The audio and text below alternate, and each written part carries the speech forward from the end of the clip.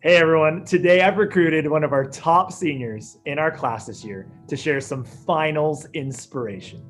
Our student speaker today is an incredible leader inside and outside of the classroom, and she has seriously one of the best reputations amongst all my students.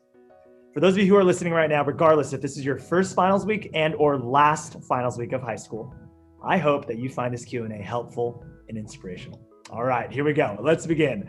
We have 3 questions today for you. Question 1, what is your best advice for students when it comes to finals week? Hi, Mr. Chow. I just want to thank you so much for this opportunity to share some finals advice and inspiration with your students. I'm super excited to do so, and I hope it will help anyone who's listening, including my 2 younger siblings in the future. Aww. So I would say my main advice would be to believe in yourself. You have studied, you're ready, and you're prepared. So just let the knowledge kind of flow through you, and you can demonstrate your knowledge on paper or this year on a computer. And if you get excited about something, you're going to perform better on it. And I just wanted to share this piece of advice because my friend last year, before I was taking the APUSH test, she really told me about this, and I really tried to take it to heart in everything, whether it be sports tryouts or even finals exams. And I just wanted to show an example of this. How we do this in Mr. Chow's class is we encourage each other before bio tests. So I think that's really helpful to build our confidence and make sure we're focusing on our knowledge instead of focusing on how our outcome is going to become or how we're going to perform.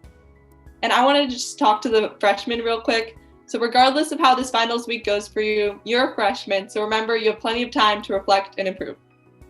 Oh, that was great. Wow. Thank you so much. And I love the positive attitude. All right, let's keep it going. Question 2, what are some practical strategies that you use when prepping for finals? I would say just make sure you understand all of the main concepts that you're going to be tested on. So one thing I like to do is I like to read through it, try to make a list of what I know is going to be on the final, and then verbally explain it. And then I would just study and go back to what I don't understand to make sure I'm clarifying that. Especially with math exams, it's important to focus on what you don't know when you're studying instead of what you already know so that you can prepare adequately. And another thing I would say is just make sure you study ahead of time, study early, and plan out your week and your weekend so it's more spaced out. Because it's important to take breaks and exercise and eat and make sure you're taking care of your well-being as well. And another thing I like to do is do Quizlets or practice questions. It just helps me a little more than going over my notes, just because I can put my knowledge into practice. And just make sure you're sleeping and eating well. So we look at our screens a lot during this COVID and during distance learning. And I just think it's important that you're physically ready to take the test as well. So one thing you could do is try to print things out if you have a printer at home, or try to write things down on lined paper and then look over them. This is really good. And I'm so grateful that we're doing this because whoever's listening, I hope that this is really helping you understand how you can better prepare for finals. Number 3, what do you wish you knew as a freshman? So right now you're a super senior, but what do you wish you would have known more as a freshman? I think one thing I need to focus on as a freshman, and I still need to focus on it now, is just to be adaptable. Because one thing, especially when I was a freshman, I would just try to be a little bit of a control freak. I would write everything down in my planner, and I would just make sure I'm prepared for everything, which is a good quality, but also you can't control everything. So it can be a little problematic. So I would just say to relax, just try to take a deep breath and just know that you're going to get through this. If you put in just the effort and the preparation, things are going to work out. So try not to worry so much, especially this year. It's hard to control everything with everything that's going on. So just try to focus on the good. Hey, so let's talk about that. Question number 4. What is this online/hybrid year just taught you as a person? I would say I just really learned what's most important to me and what I should value most in my life.